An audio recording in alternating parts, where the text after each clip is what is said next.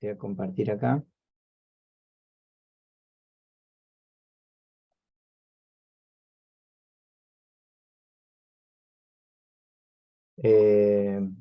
Bien, y vamos a hacer una primera aproximación a For desde lo visual, pero bueno, no es, digamos, la utilización del ciclo For no es estrictamente para resultados visuales de repeticiones de elementos. Cualquier tipo de repetición o de proceso que requiera iterar, o sea, repetir una acción en un instante, la podemos resolver con ciclo For. Ahí que yo dije en un instante, esto es como lo primero que tenemos que tener en cuenta cuando nos ponemos. ¿Hay alguien con el mic abierto que no sé si es que está por comentar, preguntar algo o se le quedó abierto? No veo, no llego a ver quién. A ver si los puedo mutear a todos y...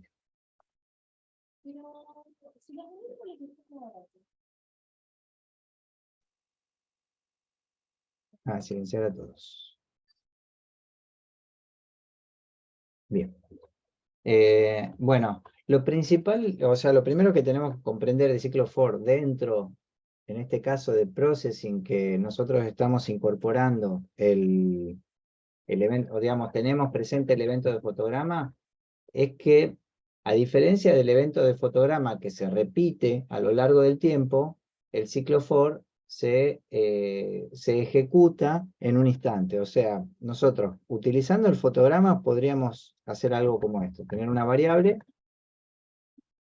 A, en cada fotograma dibujar un cuadradito de 40 por, perdón, de tamaño, voy a poner acá, 40,40,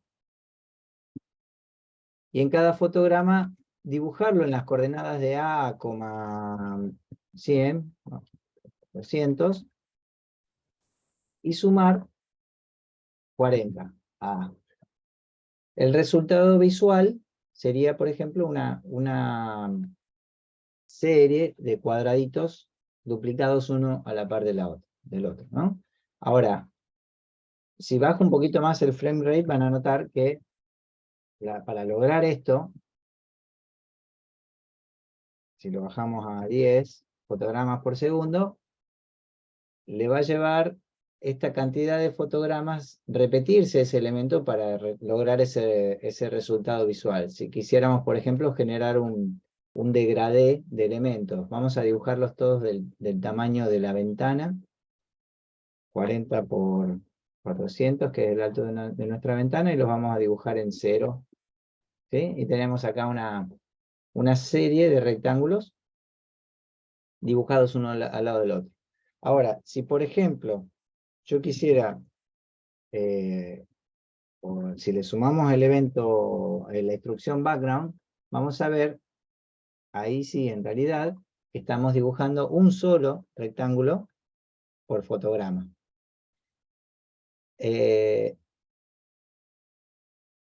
Y de hecho es lo que venimos haciendo para de alguna manera lograr la sensación de movimiento. Ahora, si yo quisiera dibujar, ¿cuántos rectángulos entran en los 400 píxeles de ancho? Si cada rectángulo mide 40, entran 10 rectángulos, ¿no? O sea, si yo quisiera en realidad dibujar los 10 rectángulos juntos, en cada fotograma podría ser así, como A igual a 0, dibujar uno, sumarle 40 a dibujar otro, y hacer esto 1, 2, 3, 4, 5, 6, 7, 8, 9 y 10. Lo que hice acá fue repetir 10 veces la instrucción que dibuja un rectángulo de 40 por 400 en la coordenada A, 0. ¿Sí? Todos van a estar dibujándose en A, 0. El primero, como A vale 0 cuando arranca el fotograma, se dibuja en 0,0. Le sumo 40A y dibujo otro. Le sumo 40, dibujo otro y así. Ahora, todos estos rectángulos se van a dibujar en un solo fotograma. Y ahí están todos dibujados uno a la par del otro en un solo fotograma, ¿no?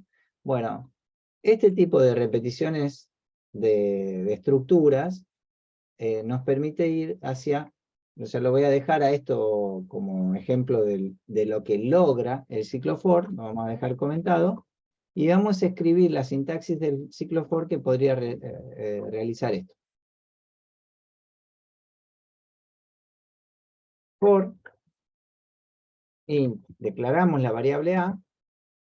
Creo que había declarado, esta no la vamos a declarar acá, sería más parecido a esto, declararla acá en el fotograma. Bien, declaramos la variable a, le asignamos 0, evaluamos la condición para que entre el a dentro del ciclo for, que sea menor a 400, vamos a poner, y que a aumente de a 40 después de cada vuelta del for. ¿Qué vamos a hacer en cada vuelta del for? Dibujar el rectángulo, ¿sí? Esta sintaxis de for, o estos parámetros de for que escribí acá, equivalen a realizar esta acción. Inicializar una variable, dibujar un rectángulo, aumentar 40, dibujar la misma instrucción, o sea, rectángulo, aumentar 40, dibujar el rectángulo, aumentar 40, y acá lo que no está al final de todo, pero lo hicimos nosotros manualmente o lo resolvimos por nuestros propios cálculos, es que cuando A alcanza 400, en realidad cuando alcanza 360, porque no llega a valer 400, cuando llega a valer 360, dibuja el último rectángulo y no hace nada más. Bueno, esto es lo que está realizando este for. Ahora vamos a repasarlos en términos generales, digamos, ¿no? ¿Cómo es la sintaxis de for? Sería, lo ponemos así para comentador. For, inicialización, condición e incremento.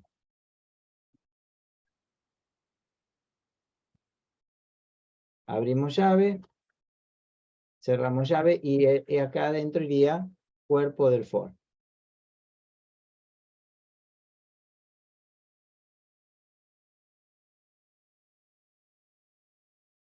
Bien, esta es la sintaxis genérica de la estructura for en muchos lenguajes que son de la familia de C++.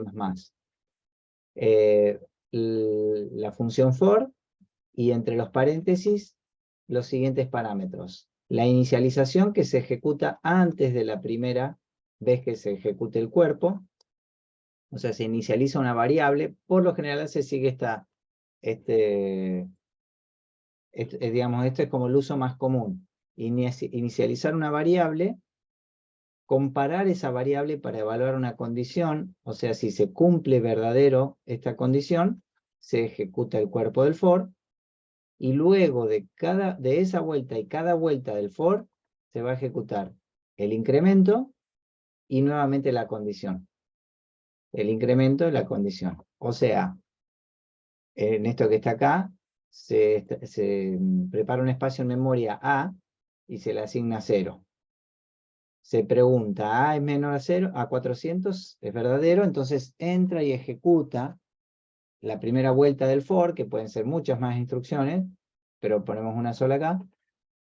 Arma un rectángulo en 0,040,400 y es ese primer rectángulo que vemos dibujado. Después de dibujar, entrar la primera vez, ejecuta el incremento, o sea, realiza esto. Le suma 40 a A, pasa a valer 40, de 0 pasó a 40. Y compara, 40 es menor que 400, es verdadero, y entra 40,0, dibuja este segundo rectángulo que está acá, y ejecuta el incremento y pasa a valer 80. O sea, los valores de A fueron 0, 40, ahora pasa a valer 80, es verdadero, 80 menos 400, hace el rectángulo de 80,0, este que está acá.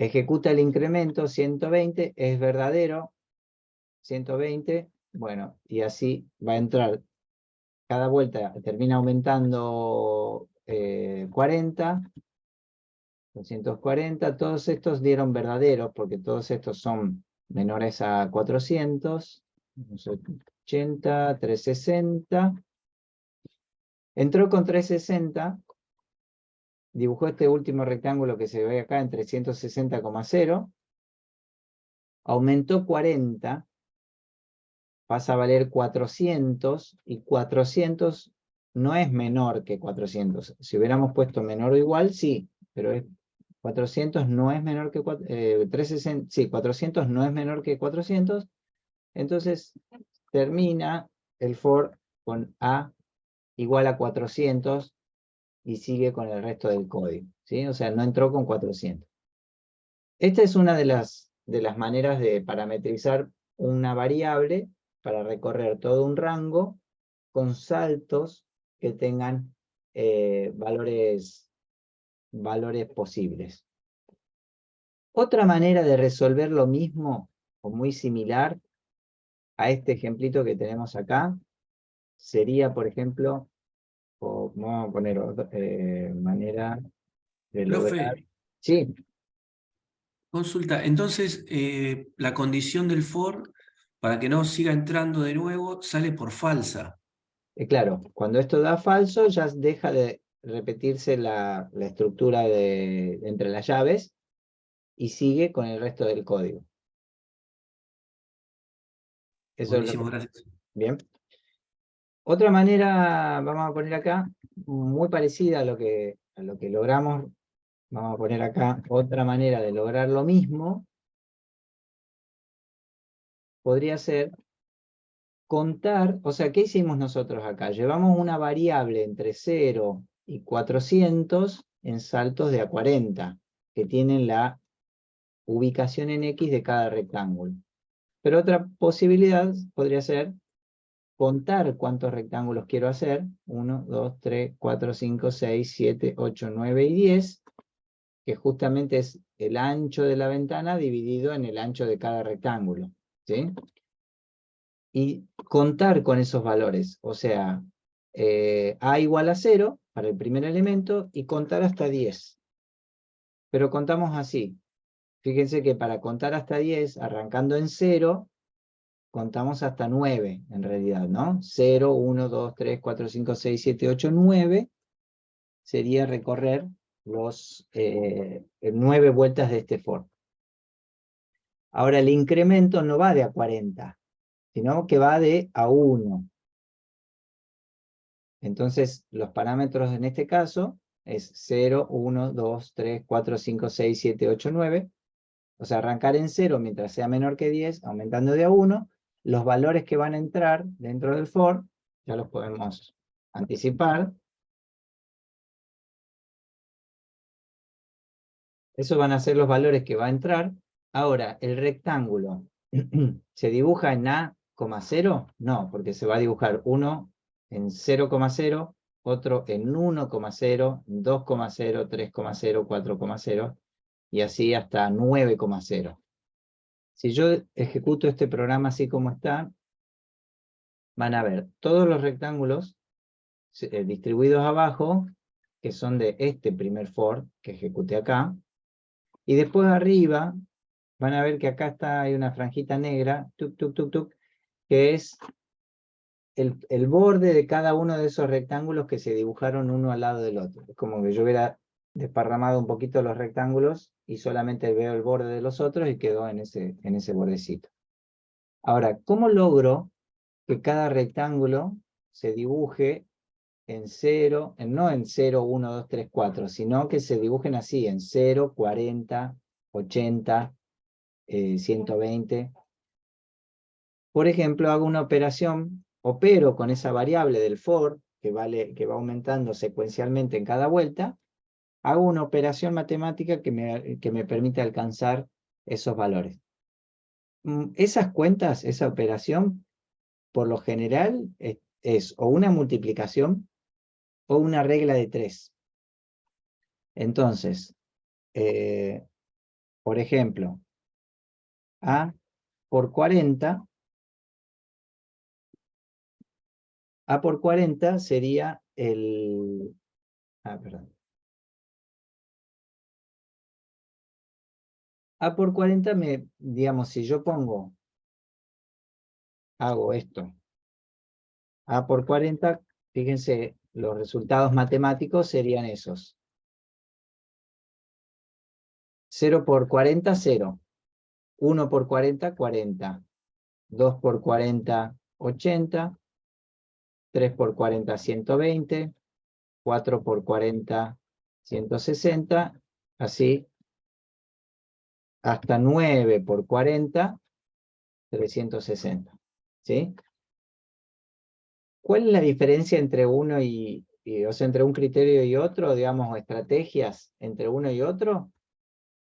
Esto es más fácil para contar elementos o cuántas vueltas quiero mostrar, cuántos elementos quiero mostrar, y esto es más apropiado para recorrer un espectro y poder cambiar, alternar en los saltos que quiero dar, o sea, variar o poder parametrizar con más facilidad cuánto quiero saltar.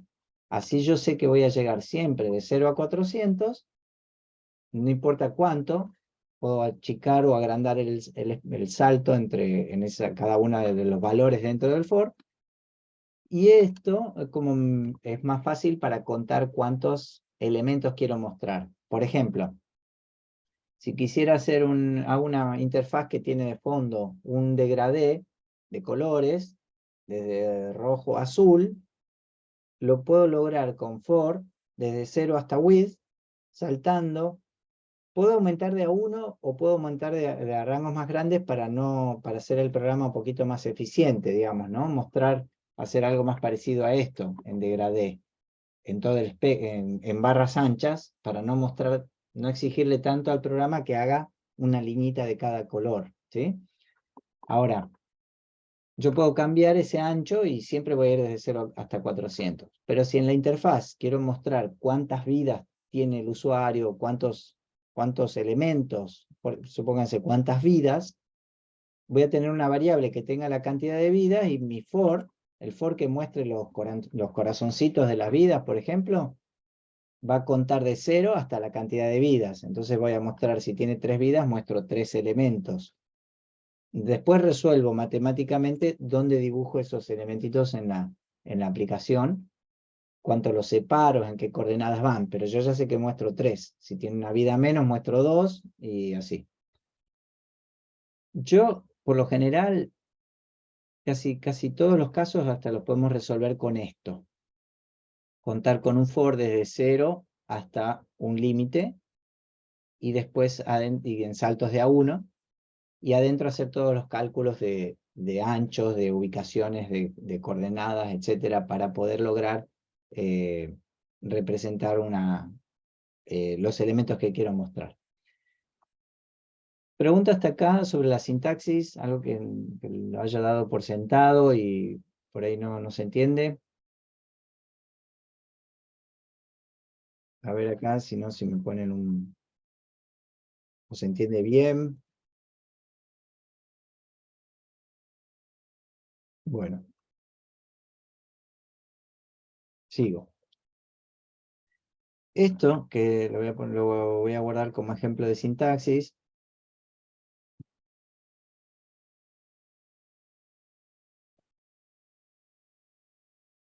es, digamos, como la introducción a la estructura. O sea, esto, que es la sintaxis básica de for, nos deja ver la forma de parametrizarlo y entre las llaves, la estructura que corresponde a ese for.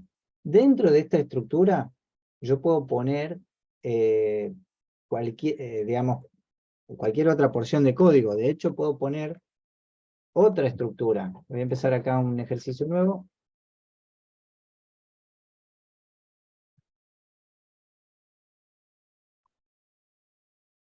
Ya lo voy a limpiar a este, me voy a quedar con uno de los for.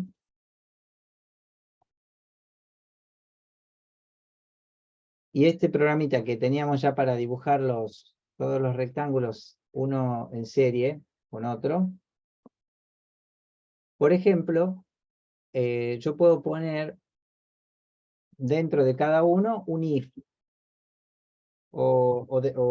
hasta ahora no hice esto, pero puedo armar un fill que también tenga que ver con la variable A. O sea, todas las vueltas del for seguramente vamos a operar con la variable A para lograr otras propiedades de cada elemento que estoy dibujando dentro del for.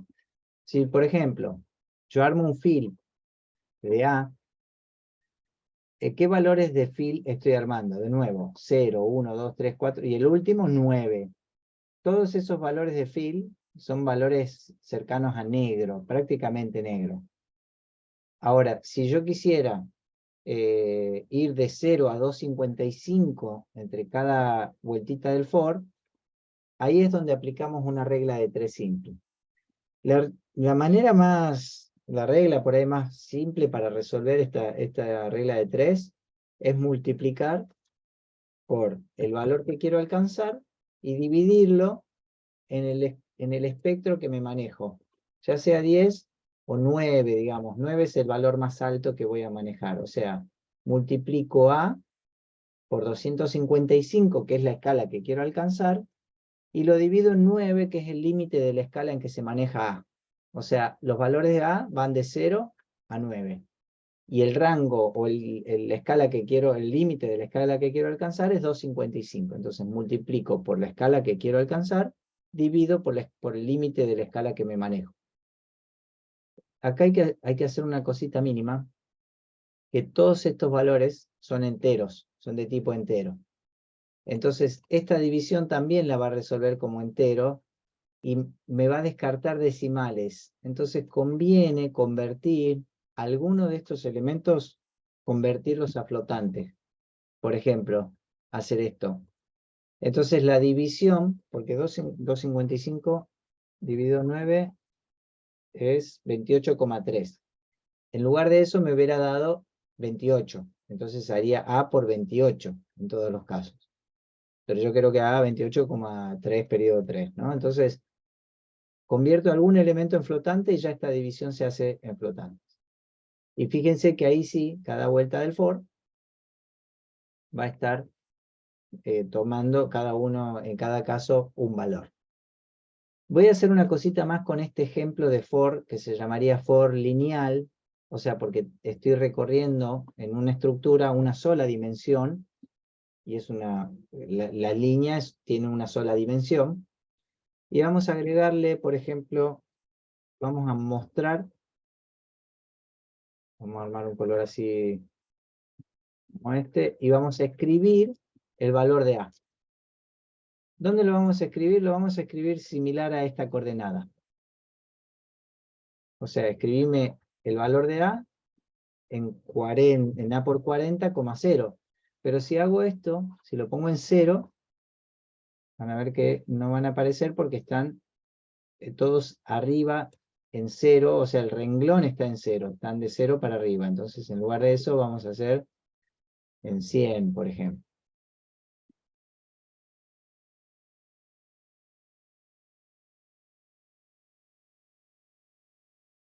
Bien, ahí ven que escribimos el valor de A.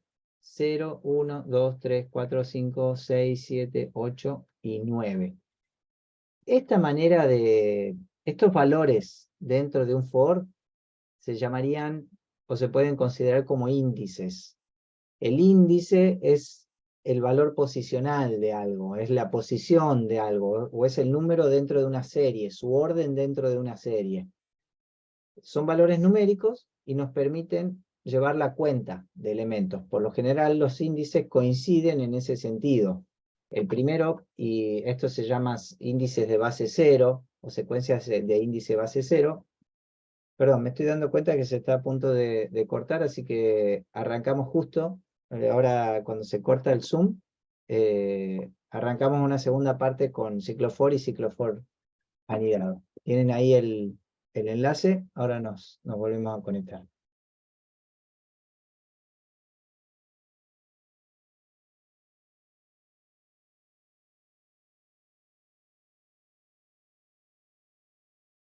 Quiero bajarme el... Ahí estaba comentando lo de los índices, que es la posibilidad, digamos, un índice nos referimos al valor posicional dentro de una serie, y nos permite contar los elementos, y en ese sentido coincide, por ejemplo, cada vuelta del for coincide, o digamos, los valores de un índice dentro de una serie coinciden con la cantidad. A veces lo único un poquito confuso en ese sentido es los índices de base 0, cuando el primer elemento es 0. Entonces, si yo cuento 0, 1, 2, 3, en realidad estoy hablando de 4 elementos, ¿sí? Si quiero hacer, como en nuestro caso, nuestro for, quiero contar hasta 10, pero arranco en 0, tengo que contar hasta 10 menos 1, ¿sí? Por eso hacemos de A igual a 0, mientras A sea menor que 10. Y ahí yo ya sé que estoy haciendo 10 vueltas de for. Ahí les mostré cómo utilizar el índice, por ejemplo, para representarlo. Y lo que vamos a hacer ahora, voy a guardar este sketch. Voy a hacer una variación para poner una estructura adentro de otra. Por ejemplo, for con if. O sea, el uso de las estructuras ya vimos que funcionan de manera anidadas, ¿no? Yo abro un evento que es una estructura, está declarado con una estructura, ya tengo una estructura dentro de ese draw. Yo podría poner un if afuera del for. Por ejemplo, si yo quisiera dibujar solamente los valores pares, o no, vamos a hacer un if con colisión.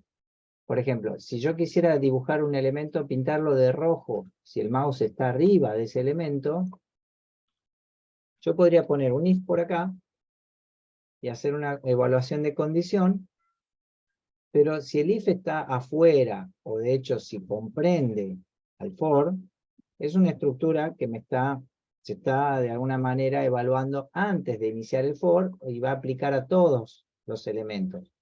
Pero si en lugar de eso yo quiero evaluar por cada elemento que voy a dibujar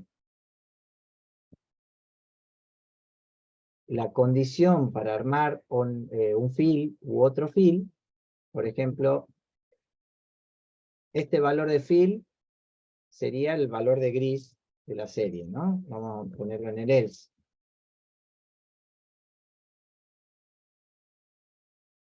Pero quiero evaluar una posible condición que sea que el mouse está arriba de un rectángulo. ¿Arriba de qué rectángulo o de qué coordenada? Como ya venimos viendo en el ejemplo, en el trabajo práctico anterior, ¿cómo evalúo la condición con esta superficie? Este rectángulo que está dibujado acá tiene 4 lados, ¿sí? O sea, cada rectángulo, como en este caso, tiene 4 lados. ¿Cómo evaluamos la colisión con una zona rectangular? Esto lo comento acá porque no lo habíamos llegado a ver con if, la colisión con superficies rectangulares, pero básicamente es así. La coordenada que quiero evaluar, que es en este caso la del mouse, voy a evaluar que, o sea, ¿cómo sé que una coordenada está dentro de una superficie rectangular? Lo pienso en 2 dimensiones, siempre. Todas las colisiones de coordenadas en superficies de dos dimensiones, piensen las 2 dimensiones por separado, o sea, el X y el Y. ¿Cómo pienso el X? El X puede estar a la derecha de este borde o a la izquierda de este borde. O sea, son 2 condiciones. Estar a la derecha del borde izquierdo y a la izquierda del borde derecho. Eso va a evaluar que mouse X esté adentro de esta zona, a la derecha del borde izquierdo y a la izquierda del borde derecho. Y en Y, lo mismo, estar abajo del borde de arriba y arriba del borde de abajo. ¿Sí? Entonces el mouse Y está dentro de toda esta zona. En este caso coincide con toda la ventana, pero está bueno ya pensarlo en esos 4 lados. Entonces, si se quieren acordar esta regla, son 4 preguntas y son 2 preguntas para X, 2 preguntas para Y. Las 2 preguntas de X son a la derecha del borde izquierdo y a la izquierda del borde derecho. Y las preguntas para Y, abajo del borde de arriba y arriba del borde de abajo. Entonces, ¿qué quiere decir que mouse X esté a la derecha del borde izquierdo? Mi rectángulo está en A por 40, 0. A por 40, como el rectángulo se apoya en A por 40 acá, el borde izquierdo es A por 40. El borde derecho es A por 40 más 40, o sea, más el ancho. Entonces, si mouse X es mayor a A por 40, y además mouse X es menor a A por 40, que es la coordenada, más el ancho, que es 40, mouse X está entre esos dos laterales, izquierdo y derecho. Y además, vamos a evaluar, lo pongo acá para que entre todo en pantalla, mouse Y. ¿Qué quiere decir que mouse Y que esté abajo del borde de arriba y arriba del borde de abajo? Estar abajo de algo es que sea mayor. En este caso, mayor a 0, que es la coordenada del rectángulo. Y estar, además, mouse Y esté Menor a abajo, G. perdón, arriba. ¿Ahí estaban preguntando algo o se abrió sin querer el mic? No, menor al G sería, ¿no? ¿Cómo? Ahí. Menor a la altura Claro, completa. menor G, que sería 400, ¿no? Lo mismo. Si se cumplen, fíjense esas 4 condiciones, porque evaluamos contra los 4 cuadros del rectángulo, entonces estamos dentro del rectángulo que estoy por dibujar con ese valor de A. Y armamos ahí un valor rojo, por ejemplo. Si no se cumple, armamos un valor que es el cálculo de A. Así. Entonces, acá tenemos un for con un if adentro. Ese if está preguntando, evaluando las coordenadas del mouse para ver si está o no ahí adentro. ¿Sí? Esto es el caso de un if adentro de un for, pero vamos ahora a terminar de ver for en la manera un poquito más compleja, que es un for anidado dentro de otro for. O sea, un for, lo vamos a decir así, un for anidado. Voy a guardar. Vamos a poner acá, anidado. Si ya vimos, por ejemplo, acá, en este caso de for, una serie nos permitió rápidamente armar un degradé, ¿no? No solamente una serie de rectángulos, sino un degradé, armar un valor de color de un extremo a otro. Llegué a ver en el chat que alguien preguntaba si se podía usar map. Muy bien, ahora después lo vamos a ver con map, que es una función que permite hacer básicamente una regla de 3. Ahora, ¿para qué nos permitiría, por ejemplo, poner dentro de cada vuelta del for un nuevo for? En lugar de dibujar un rectángulo, dibujar otros 10 rectángulos, por ejemplo. Recién veía a Pedro cuando estaba con cámara, ahora se apagó la cámara. No sé si da para mostrar. Hay algo ahí atrás de la pared, Pedro, y dije, ahí atrás hay un ciclo for anidado. No sé si... Ajá, puede ser Ahí un está. cuadro ahí. ¿Qué es un cuadro? Era para sostener varias fotos, como una especie de marco para varias fotos y ya no hay más fotos, pero quedó como una linda instalación. Está bueno. Bueno, vamos a replicar ese mismo caso. ¿Qué tenemos ahí en ese mural? Gracias por mostrarlo ahí si querés ya. Guarden la imagen mental, hasta podríamos eh, replicarlo en cantidades y todo, pero vamos a lograr algo parecido a eso, que es básicamente una grilla. Ahí si querés apagar, no importa, ya tenemos ¿se acuerdan, no? Ahí ya vieron más o menos. Es una grilla, o sea que para cada repetición en una dimensión, además voy a tener repeticiones en la otra dimensión. Entonces, en lugar de dibujar un rectángulo al lado del otro, voy a dibujar un cuadrado abajo del otro, y en la siguiente, esa serie la voy a repetir tantas veces en la otra dimensión. Por ejemplo, este mismo ejemplo podríamos pasar a dibujarlo así. Rectángulos de este tamaño.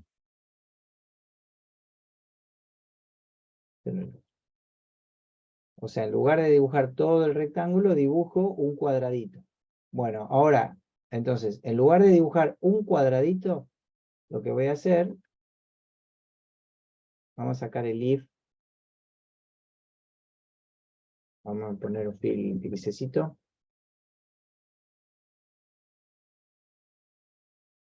Y lo que vamos a hacer, arranca el for, y lo primero que hacemos es inicializar o parametrizar otro for, otra estructura de for.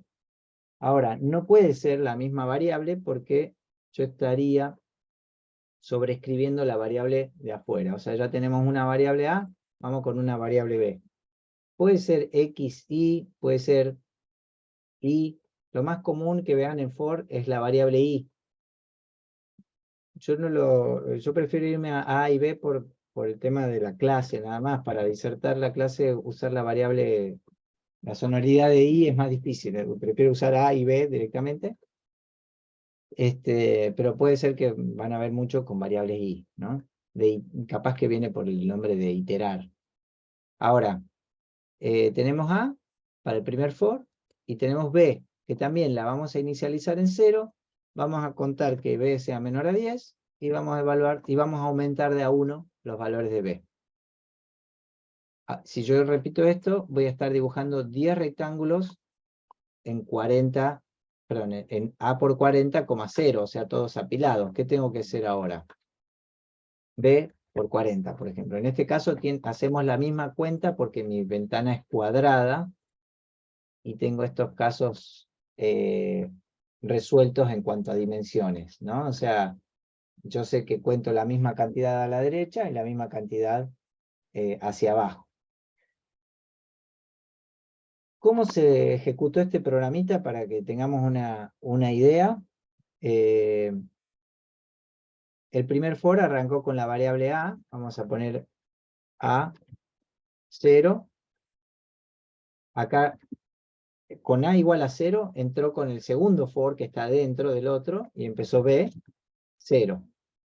Entonces acá tenemos una primera vuelta con A, perdón, vamos a poner así, 0,0. O sea, el valor de A es 0, el valor de B es 0. Tengo acá si armo una paridad con A y B, sería 0,0.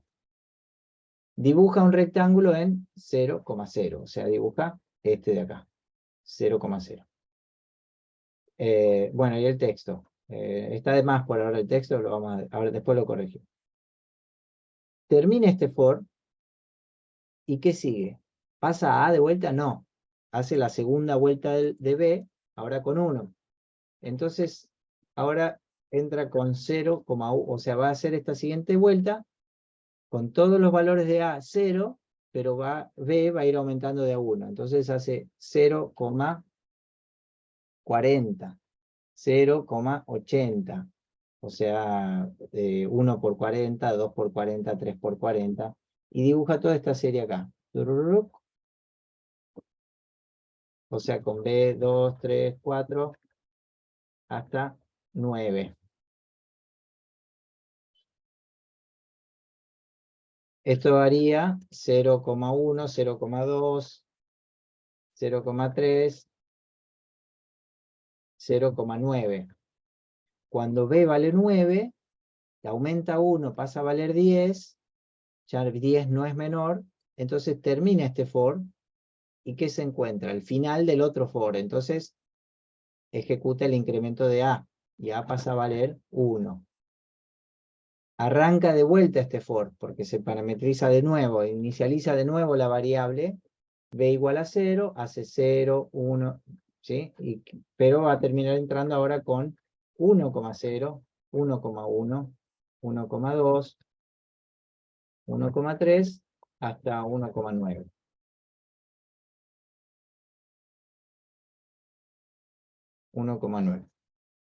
Si seguimos, ahí va a estar haciendo el 40,0, perdón, 0, lo expliqué mal. Acá, cuando hice la representación en la ventana, en realidad se dibujó el 0,0, 0,40, 0,80, o sea, esta serie hacia abajo. Ahora pasamos a igual a 1, entonces hace 40, pero de nuevo desde arriba, 40,0, 40,1, 40,2. La siguiente vuelta del for, el índice de A pasa a valer 2, y hace 2,0, 2,1, 2,2, hasta 2,9. Y obviamente ya podemos deducir que el último de la serie va a ser 9,0, 9,1, 9,2, hasta 9,9. Es más, podemos representar eso acá como hicimos en el texto. Vamos a ponerlo en la coordenada. Lo que voy a hacer es sumarle al texto, le voy a sumar ancho y alto para que se dibuje una caja de texto donde se ponga el texto adentro. Así me aseguro que el texto se dibuja adentro de la zona. Text.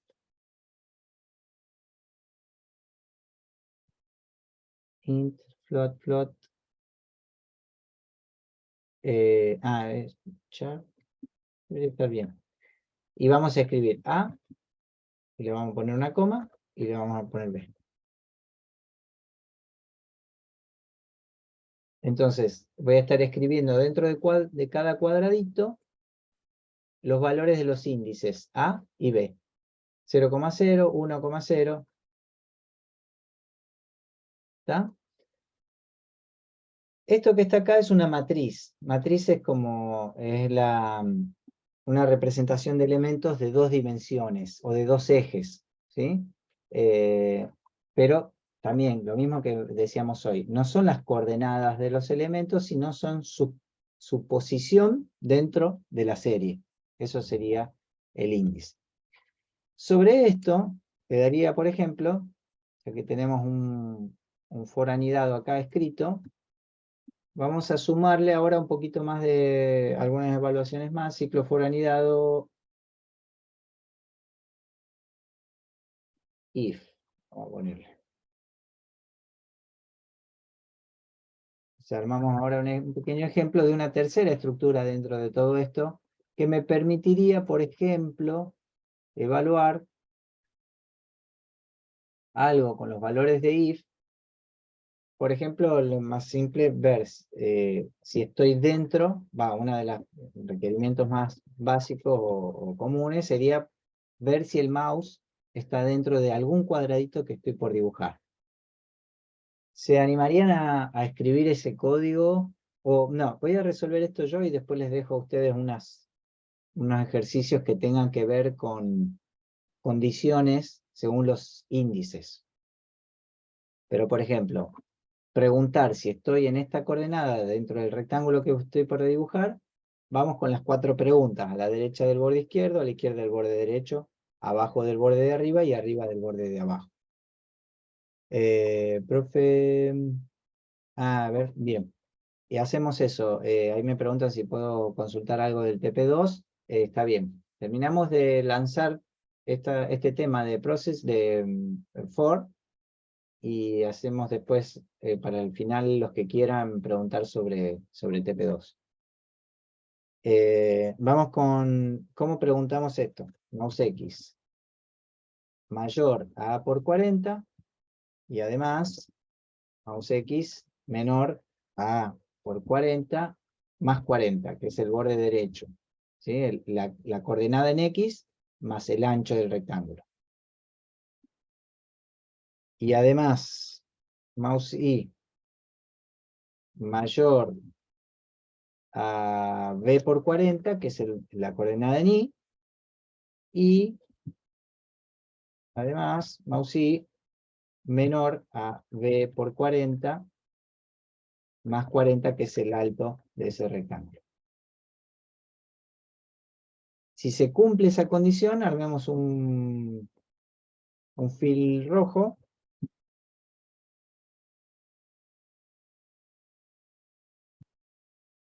Y si no, armemos un fill grisecito como el que está.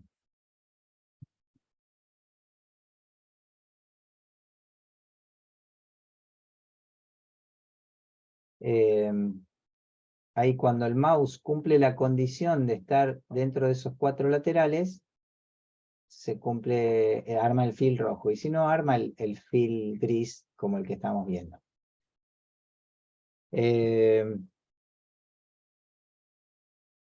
Bueno, les dejo a partir de este punto, por ejemplo, armar en negro sobre blanco, o sea, un color de contraste, puede ser así rojo sobre gris, o de alguna otra manera, pero que sea contrastante.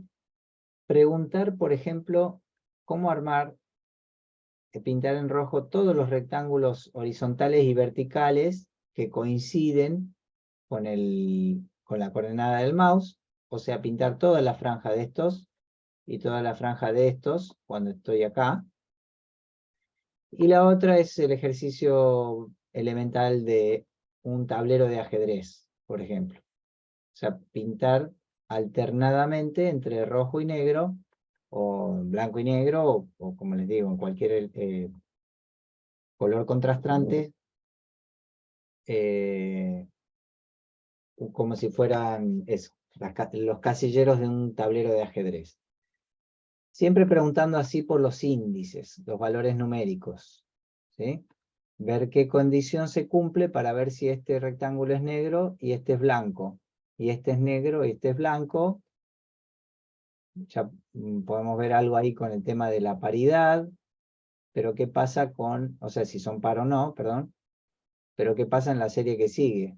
Ahora el otro es par, ¿sí? Hay como algunas pistas por ese lado para tratar de resolver el tablero blanco y negro. Profe, ¿puede repetir la primera consigna? La primera consigna sería lograr pintar todos los rectángulos. Eso lo podemos hacer ahora acá. No, lo dejo planteado así. Por ejemplo, si yo estoy acá, que pinte en rojo todos los índices 2, estoy en el 2,3, que pinte todos los 2 y que pinte todos los 3 de este. ¿Sí? O sea, ¿cómo pregunto para que el mouse cumple esta? O sea, que cada celda cumpla la condición de estar el mouse arriba en la dimensión en Y, y cada celda cumpla la condición de estar a la izquierda y a la derecha. ¿Sí? Viene mucho por acá, por preguntar esto y esto, pero fíjense que cuando nosotros operamos con AND, estamos restringiendo, acotando. Si en lugar de AND operamos con otros operadores lógicos como OR, si se cumple esta condición o esta condición, estaríamos incluyendo más casos. O sea, por ejemplo, todos estos o todos estos. ¿Sí? Ahí creo que ya lo acabo de decir verbalmente, digamos, ¿no? Que se cumpla esto o que se cumpla esto. Ahí van a ver en el código fuente qué tienen que tocar para lograr eso. Y una cosita más, que también es muy útil para esto el uso de for en representaciones visuales, es la posibilidad de crear degradés, como hicimos hoy de blanco a negro. Bueno, crear, digamos, como una secuencia de imágenes o de elementos que vayan traspolando alguna propiedad. Nosotros ya hicimos acá hicimos una traspolación de propiedades de ubicación en X, por ejemplo. Todos estos elementos están progresivamente, tienen una ubicación en X que va cambiando progresivamente desde 0 hasta casi 400, digamos, ¿no? Ahora, podríamos agregarle a ese cambio progresivo de la propiedad, por ejemplo, el color. Voy a cambiar este archivo para dejar este como estaba. Y vamos a hacer un degradé bidimensional. Ya hicimos uno unidimensional que era el de gris. Bueno, podemos cambiar, o sea, ir progresivamente. El color tiene 3 dimensiones, el RGB. Podríamos 2 de las dimensiones recorrerlas con estos índices. Voy a limpiar un poquito el código. Y sacamos lo del if. Vamos a armar directamente el fill. El fill, yo podría agarrar 2 dimensiones y una hacerla crecer con A y otra hacerla crecer con B. Y la otra la puedo dejar en 0 o incluso podría cambiarla con otra interacción del usuario, el mouse, por ejemplo. Pero vamos a utilizar ahí A y B. ¿Qué va a pasar acá en esta primera instancia? Es que A, fíjense que llega a valer 9 y B también llega a valer 9. Y por eso queda todo en negro. Hoy hicimos una cuenta matemática para ir desde que los valores de A que van de 0 a 9 vayan de 0 a 255, pero alguien me preguntó si podíamos usar map o si para eso sirve map, o lo sugirió, digamos, no llegué a ver quién, pero sí hay una función que se llama map, que es para mapear. ¿Qué es mapear? Es, digamos, empatar los valores de una escala junto con otra escala, ¿sí? El mapping hace eso, ¿no? El mapping de proyección, una escala de imágenes digitales o de un video, se transforma en su escala al punto que coincide con las dimensiones del espacio que yo estoy proyectando. Bueno, acá igual.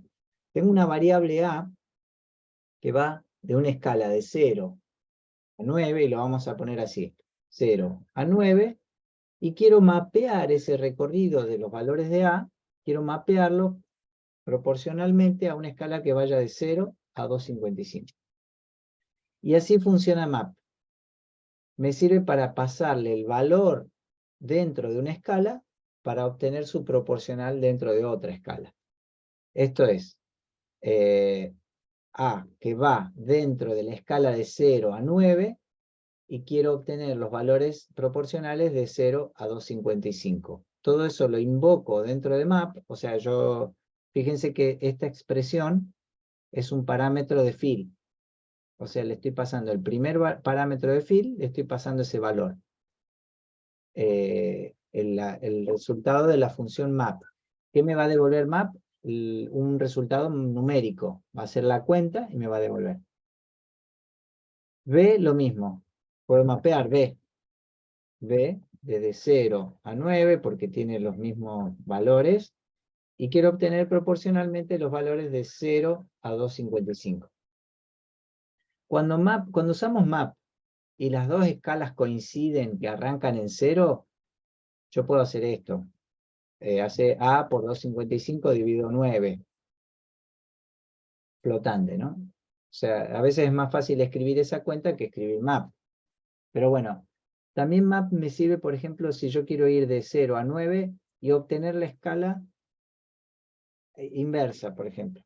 De 255 a 0. O sea, a medida que B vaya creciendo, ir obteniendo, cuando B vale 0, voy a obtener 255. Cuando B valga 1, un poquito menos de 255, y cuando B llegue a valer 9, map me va a devolver 0. ¿Sí? Es una escala inversa en este caso, porque el mínimo está acá, el máximo está acá, y acá está el máximo y acá está el mínimo. ¿Sí? En este caso era el mínimo acá, el mínimo acá, el máximo acá, el máximo acá. ¿Sí? Se corresponden los mínimos inicios de escalas con los máximos finales de escala. Lo dejo así, dado vuelta como ejemplo, digamos. Este va, a medida que crezca B, el cálculo de verde va a ir bajando. Veamos a ver si esto está bien.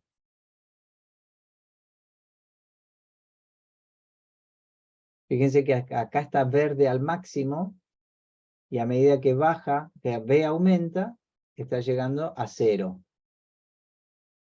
Y los valores de A van aumentando desde acá para allá. Por eso acá se da negro, porque los dos llegaron a 0. Esta cuenta da 0, esta cuenta da 0, y el tercer parámetro que puse da 0.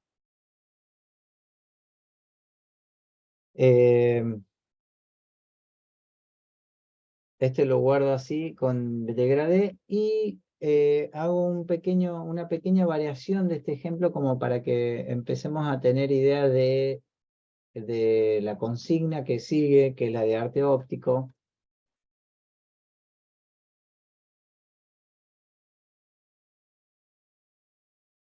Que es, a nosotros no vimos nada de translate y rotate, me parece, ¿no? No me acuerdo, lo amagué la semana pasada y no lo llegamos a ver. Pero les voy a mostrar acá en un solo ejemplo y después en todo caso también pueden buscar en la documentación. Pero si yo cada uno de estos elementos los quisiera dibujar un poquito rotado, yo puedo a este rectángulo que estoy por dibujar acá, rotarlo con la función rotate. ¿Qué hace rotate? Rota el espacio de coordenadas. O sea, si yo pongo rotate pi, es 90 grados. Rotar un cuadrado 90 grados sería, no, pi es 180 grados. Rotarlo pi sobre 2 es 90 grados, sería equivalente a, digamos, un cuadrado se vería igual rotado, ¿no? Entonces vamos a usar un valor más chiquito, por ejemplo, pi de 4 es 45 grados, y una vez que queda rotado el espacio de coordenadas, este rectángulo se dibuja inclinado, o sea, deja el espacio de coordenadas, la matriz de dibujo la deja rotada a 45. Ahora, esto va a resultar en una cosa muy extraña, porque van a pasar varias cosas acá, un montón de cosas. El único que se dibujó acá rotado más o menos a 45 es el primero, el 0,0. Ahora, ¿qué pasa? Cada rotación es acumulativa, o sea, el espacio quedó rotado 45, dibujó. Volvió el próximo cuadrado, fue a dibujarse y rotó 45 más y se fue dibujando desplazado. O sea, se fueron dibujando, todo el espacio de coordenadas se fue como rotando 45 en cada vuelta. El draw, cuando inicia el draw, resetea el espacio de las rotaciones, ¿sí? Entonces, para rotar 45 solamente y después volver a dejar que no se vayan acumulando entre sí, utilizamos push, rotate, dibujamos, etcétera, todo lo que tenemos que hacer, y pop. Lo usamos para los estilos también, ¿sí? Así guardamos la matriz como está, rotamos 45 y pop vuelve a dejar la matriz como estaba. Acá podríamos pensar que cada rectángulo se está dibujando rotado 45. ¿Sí? Pero ¿qué salta lo primero a la vista? Es que la rotación se está haciendo sobre este punto de coordenada, sobre el 0,0. Yo hago un rotate 45, dibujo un cuadradito y hago pop y vuelvo acá. La siguiente vuelta del for hace rotate 45 y dibuja el cuadrado que está al lado, pero como el espacio lo roté antes, la coordenada para dibujar ese rectángulo se está desplazando también sobre el espacio de coordenadas rotado. Por eso pasa eso que todos los rectángulos se están dibujando rotados, pero desplazados sobre este punto, sobre el 0,0. Si en lugar de eso yo quiero lograr, digamos, no va a ser lo que nosotros querramos lograr por lo general, sino que cada rectángulo esté rotado sobre sí mismo. Entonces, ¿cómo roto sobre el punto de cada cuadradito? Lo que tengo que hacer primero es un translate. Y fíjense, voy a trasladar el espacio del origen, el 0,0, o sea, la función translate lo que hace es llevarme el 0,0, lo llevo al punto donde quiero ubicar ese punto de rotación. O sea, el 0,0 lo voy a poner en otro lado. El 0,0 del espacio de coordenadas ahora pasa a estar acá. Si yo hago rotación sobre ese punto, estoy rotando sobre ese punto. Ahora, como el 0,0 yo ya lo puse en este punto, en este espacio de coordenadas, el rectángulo lo dibujo justamente en 0,0, porque el 0,0 ya está trasladado a ese punto. El rectángulo se dibuja en 0,0 y el texto lo mismo, en 0,0.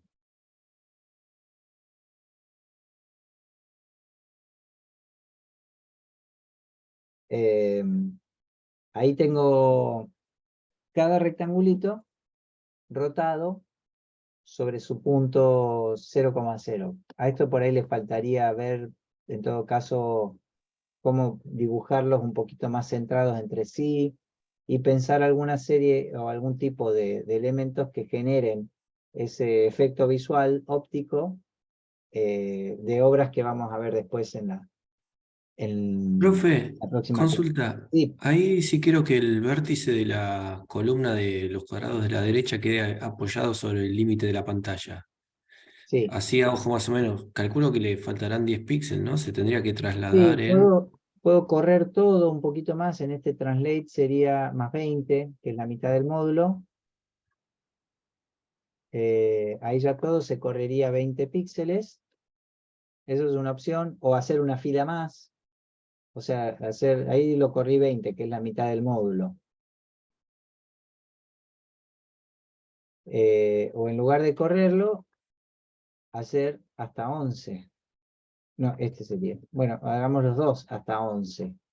Total map, no importa si se pasa la escala, eso no lo aclaré. Si llega hasta 10, hasta 11, digamos, ves que ahí hice una fila más que completa y voy logrando eso. Por ahora solo lo de la consigna se está a punto de cortar y lo que hago les dejo, ahora lo explico en el WhatsApp. Esto lo vamos a seguir la próxima clase, pero ahora me vuelvo a conectar con los que quieran resolver algo de la consigna del TP2 que me habían preguntado. Iniciamos otra reunión con los que quieran preguntar sobre TP2 o alguna preguntita de esto. Pero hasta acá la clase y ya los que quieran ir pasando el presente lo van haciendo en el link de WhatsApp. Dale. Saludo al